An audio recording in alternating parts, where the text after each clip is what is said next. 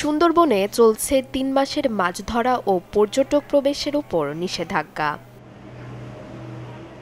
মৎস্য প্রজনন মৌসুম কার্যকর করতে ১ জুন থেকে ৩১ আগস্ট পর্যন্ত ৩ মাস সুন্দরবনে মাছ আহরণ ও পর্যটক প্রবেশে নিষেধাজ্ঞা দিয়েছে সরকার।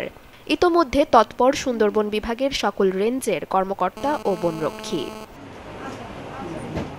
এদিকে জীবিকা নির্বাহের একমাত্র পথ বন্ধ হওয়ায় কর্মহীন দিন কাটাচ্ছেন মোংলা উপকূলীয় অঞ্চলের জেলেরা। সমুদ্রগামী জেলেরা এই নিষেধাজ্ঞাকালে সরকারের খাদ্য সহায়তা পেলেও বঞ্চিত সুন্দরবনের জেলেরা।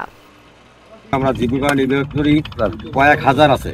এখন আমরা নদীতে এই ৩ মাসের জন্য বন্ধ, আমরা এখনো কোনো সাহায্য সহযোগিতা পাই নাই।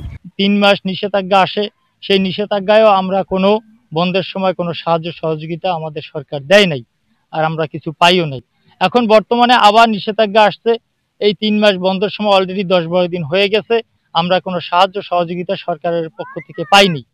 উপজেলা মৎস্য কর্মকর্তা জানান, সুন্দরবনগামী জেলেদের বিষয়ে মাঠ পর্যায়ে কাজ চলছে। এ নিয়ে শীঘ্রই ইতিবাচক সিদ্ধান্তের ইঙ্গিত তার।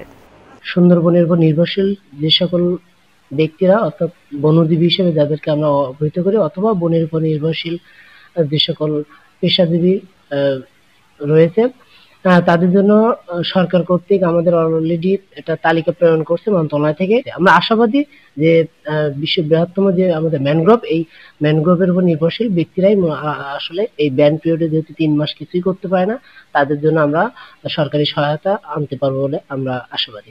উপজেলা মৎস্য বিভাগের তথ্য মতে সুন্দরবনগামী নিবন্ধিত জেলেদের সংখ্যা ৫০,০০০, তবে অনিবন্ধিত জেলেসহ এর সংখ্যা ১ লাখেরও বেশি। Desk report, channel 24।